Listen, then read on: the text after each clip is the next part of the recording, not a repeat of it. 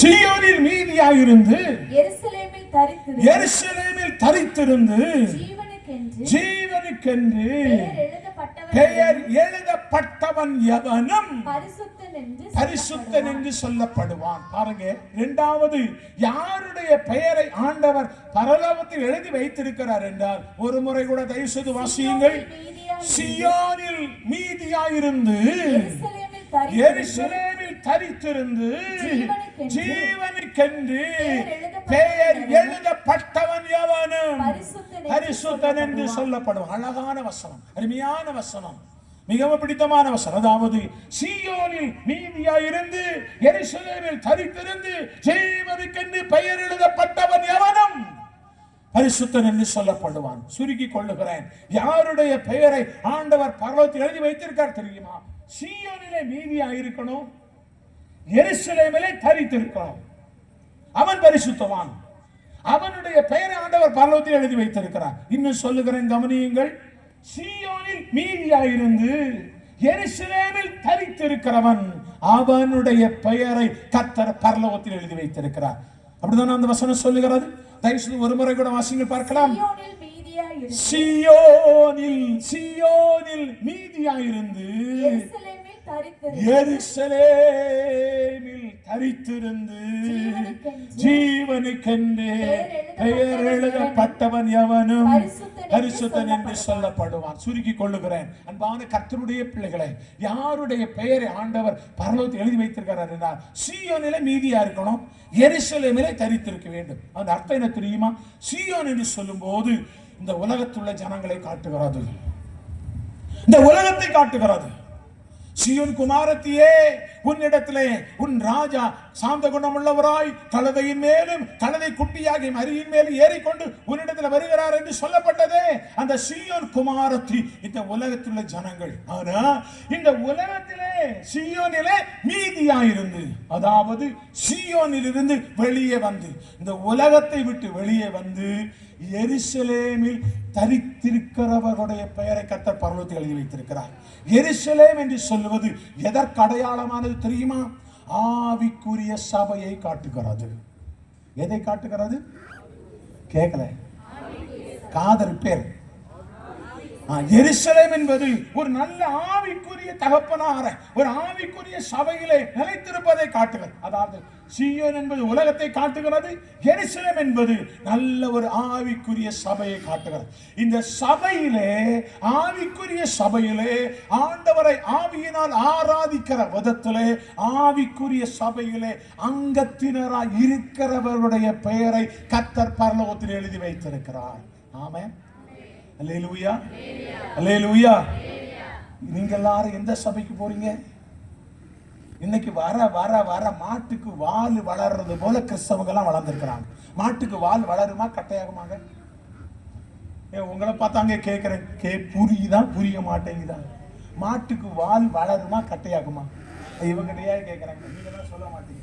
மாட்டுக்கு வால் வளருமா கட்டையாகுமாங்க? மாட்டுக்கு வால் வளருமா? பார்த்துருக்கிறீங்களா? இயேசுநாதா, எங்க மாட்டுக்கு வால் வளருங்க.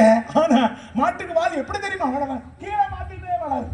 கீழே பார்த்து கொண்டே வளருகிறது வளர்ச்சி அல்ல, மேல் நோக்கி வளருகிறதா வளர்ச்சி. இன்னைக்கு அநேக சொல்லுவாங்க, நாங்க ஆவிக்குரிய ஜீவியத்தை நல்லா வளர்ந்துருக்கிறோம். எப்படி வளர்ந்துருக்கிறோம்? மாட்டுக்கு வால் வளர்றது போல வளர்ந்துருக்கிறோம். எங்க மாட்டுக்கு வால் வளர்றது போலதான் இன்னைக்குள்ள சபைகள் வளருகிறது. இன்றைக்கு ஒரு ஆவிக்குரிய உலகம் இருக்கிறது. நான் ஒரு காரியம் சொல்லுகிறேன், நீங்கள் கிறிஸ்துவிலே வளர வேண்டுமானால் ஒரு ஆவிக்குரிய ஐக்கியம் உங்களுக்கு தேவை. அந்த ஆவிக்குரிய ஐக்கியத்திலே சேர்ந்திருக்கிற பிள்ளைகளுடைய பெயரை ஆண்டவர் பரலோகத்தில் எழுதி வைத்திருக்கிறார். பூமியிலே எங்க போனாலும் ஏது வந்தாலும் வாழ்வோம் என்று சொல்லி வெந்ததை தின்று விதி வந்தால் சாவோம் என்று சொல்லி வாழுகிற வாழ்க்கை அல்ல கிறிஸ்தவ வாழ்க்கை. கிறிஸ்தவ வாழ்க்கை என்பது ஒரு ஆவிக்குரிய ஜீவியத்தில் நாளுக்கு நாள் கட்டப்படுவது. அது புதிய எருசலேம் என்று வேதம் சொல்லுகிறது. அது புதிய சபை என்று வேதம் சொல்லுகிறது. அது தேவனாய் கர்த்தர் தன்னுடைய சுய ரத்தத்தினாலே சம்பாதித்து கொண்ட சபை என்று வேதம் சொல்லுகிறது. அதை முதற் பலன் என்று வேதம் சொல்லுகிறது. அல்லேலூயா, ஹல்லேலூயா. அப்படி ஒரு ஆவிக்குரிய சபையிலே ஐக்கியமா இருக்கிற சமயத்திலே கர்த்தர் நம்முடைய பெயரை பரலோகத்தில் எழுதி வைத்திருக்கிறார். அல்லேலூயா, அல்லேலூயா. நீங்க எல்லாரும் ஆவிக்குரிய சபைக்கு போகிறவங்க தானா? ஆவியினாலே கர்த்தரை ஆராதிப்பதற்கு போகிறீர்களா? அல்லது மாட்டுக்கு வால் வளர்றது போல நாங்களும் கிறிஸ்தவர்கள் தான், நாங்களும் இயேசுவை தான் ஆராதிக்கிறோம் என்று சொல்லி ஃபார்மாலிட்டிக்காக வாழுகிறோமா? அப்படி எல்லா ஆண்டு பிள்ளைகளே, நான் வித்தியாசமான பிள்ளைகளா, நான் ஆண்டவருடைய பிள்ளை, நான் இப்படித்தான் வாழுவேன் என்று சொல்லுகிற ஒரு கட்டுப்பாட்டோடு ஒரு ஆவிக்குரிய ஜீவியத்தில் வாழுங்க. வாழ வாழ வாழ கர்த்தர் உங்களை மேன்மைப்படுத்தி கொண்டே இருப்பார். அல்லேலூயா. எல்லாரும் கரங்களை அசைத்து கர்த்தர் ஒரு அல்லேலூயா சொல்லுங்க. அவர்களுடைய பெயர் தான் பரிசுத்தவான். அதைத்தான் சொல்றார் பாருங்க. சீயோனிலே மீதியாயிருந்து எருசலேமிலே தரித்திருந்து ஜீவனுக்கென்று பெயர் எழுதப்பட்டவன் எவனும் பரிசுத்தன் என்று அவனைத்தான் கர்த்தர் பரிசுத்தன் என்று சொல்லுவாராம். அவனை கர்த்தர் ஒரு நாளும் குற்றவாளி என்று சொல்லவே மாட்டார். அவனை பரிசுத்தவான் என்று ஆண்டவர் சொல்லுவார். வேண்டுமான உங்களுக்கு சொல்லுகிறேனே, ஒரு சம்பவத்தை சொல்லுகிறேன். நேர வேற ஓடுகிறது. கையுமா பிடிச்சிட்டாங்க. கையும் மையமா பிடித்து நேர இயேசுவிடத்தில் கொண்டு வந்து சொல்றாங்க, ஐயா, இவள் கையும் மையுமாய் பிடிக்கப்பட்டவள், இப்படிப்பட்டவளை கல்லறிந்து கொல்ல வேண்டும் என்று என்ன யார் சொல்லியிருக்கிறார்? மோசே சொல்லியிருக்கிறார். நீர் என்ன சொல்லுகிறீர் அப்படின்னு சொல்லி இயேசுவிடத்தில் வந்து கேட்டான். கேட்ட உடனே இயேசு என்ன செய்தார்? வசனம் இருக்குது, இப்ப எடுத்தா நேரம் ஓடிடும், அதுல பெரிய காரியம். ஆண்டவர் என்ன சொன்னார்னா, பாருங்க, முதல்ல அவங்க கேட்ட உடனே குனிந்து விரலினால் தரையில் என்ன செய்தார்? என்ன எழுதினாருங்க? என்ன எழுதினார்? இயேசு தரையில் என்ன எழுதினார்னு கேட்கிறேன். உங்களில் பாவம் இல்லாதவன் இவள் மேல் கல்லறியட்டுன்னு சொன்னார். எழுதினது என்னன்னு தான் நான் கேட்கிறேன். என்ன எழுதினார்?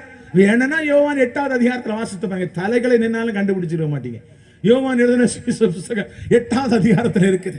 அவர்கள் வந்து நின்று என்ன எழுதினார்? அவரை குனிந்து விரலினால் தரையில் எழுதினார். தரையில் என்ன எழுதினார்? வாசிங்க பார்க்கலாம். வாசிக்க முடியுமா? யோவான் 8வது அதிகாரம். அவர் மேல் குற்றம் சுமத்தும்படியாக காரணம் உண்டாகும் பொருட்டு அவரை சோதிக்கும்படி இப்படி சொன்னார்கள். இயேசுவோ குனிந்து விரலினால் தரையில என்ன எழுதினார்? ஹலோ, தரையில என்னங்க எழுதினார்? என்னைக்கால கீழங்க வேதத்துல மறைந்திருக்கிற காரியத்தை எல்லாம் 2 நாள் உபவாசம் போட்டு முட்டி போட்டு ஆண்டவரை பார்த்து கேட்கணும், என்னையா தரையில எழுதினீர், எனக்கு சொல்லி தரக்கூடாதா? அப்படி கேளுங்க. நானும் ஒவ்வொரு நாளும் ஆண்டவரை முட்டி போட்டு தான் கேட்கிறேன். எனக்கு ஆண்டவர் சூப்பர் வாத்தியார். ஆண்டவரை, அவரை இயேசுநாதரே ஆண்டவரேன்னு சொல்றதை விட வாத்தியாரே அப்படின்னு சொல்லுவேன். அல்லேலூயா. எனக்கு நன்றாக கற்றுக் கொடுக்கிற நல்ல ஒரு வாத்தியார் இயேசு. ஆண்டவர் தரையில என்னங்க எழுதினார்? நீங்க பைபிளை தலைகள் என்னன்னு பார்த்தாலும் தெரியாதுங்க. எல்லாரும் பைபிளை தான் புரட்டுறீங்க. வேதம் அவர் குனிந்து தரையில் என்ன எழுதினார்? தரையில் என்ன எழுதினார்? நான் சொல்றேங்க. தரையில் என்ன தெரியுமா எழுதினார்? அவங்க அவளை எப்படி பிடித்தாங்களா? எப்படி பிடித்தாங்களா? கையும் மெய்யுமா பிடித்தாங்களா? கையும் மெய்யுமா பிடித்தாங்கன்னா ஒருத்தி மட்டும் இருந்திருப்பாங்களா? 2 பேர் இருந்திருப்பாங்களா? ஒருத்தி இருந்திருப்பா, ஒருவனே இருந்திருப்பான். அப்படித்தானே? நீங்க ஆமாவா இல்லையாங்க? ஆமா. அவர் என்ன தெரியுமா எழுதினார்? இவளோடு இருந்தவன் எங்கே அப்படின்னு எழுதினார். அவ்வளவுதான். என்ன எழுதினாரு?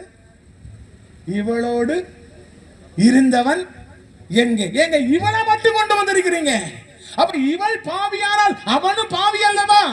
இவன் குற்றவாளியானால் அவனும் குற்றவாளி அல்லவா? இவன் கல்லறிந்து கொல்லப்பட வேண்டுமானால் அவனும் கல்லறிந்து கொல்லப்பட வேண்டும் அல்லவா? ஆனா அவனை மட்டும் சொந்தக்காரன், என் மாமன் மச்சான்னு விட்டுட்டீங்க. இவளை மட்டும் கொண்டு வந்தீங்களே. இவளோடு இருந்தவன் எங்கே? உடனே பார்த்தா, ஆஹா, நம்ம பக்கத்து வீட்டுக்காரன், நம்ம மச்சான், நம்ம மாப்பிள்ளன்னு சொல்லி அவன் பறந்துட்டான். அல்லேலூயா. ஒருத்தம் கூட இல்லை. இப்ப நிக்கிற கொஞ்சம் பேர் தான் நிக்கிறாங்க. அந்த கொஞ்சம் பேர் என்ன தெரியுமா? வழியில ஓடி போகும்போது வந்தவனுங்க. அவனுக்கு என்ன நடந்ததுன்னு அவனுக்கு என்ன செய்யாது, தெரியாது. அவனை பார்த்து தான் சொன்னார். அப்படி கொஞ்சம் பேரை பார்த்து தான் சொன்னார், உங்களில் பாவம் இல்லாதவன் முதலாவது இவன் மேல் கல்லறியட்டும். அவனும் பாவம் செய்தவங்க கல்லை போட்டுட்டு போயிட்டான். உடனே நம்முடைய ஆண்டவர் இயேசு சொன்னார், உன்னை நானும் பாவி என்று சொல்லல, உன்னை பரிசுத்தவானாக காண்கிறேன். போ, இனி பாவம் செய்யாதே. ஏன் தெரியுமா? நம்மை பரிசுத்தமாக பார்த்துக்கிறவர், நமக்காக ஜீவனை கொடுத்து நம்மை பரிசுத்தப்படுத்தி இருக்கிறாருங்க. அவர்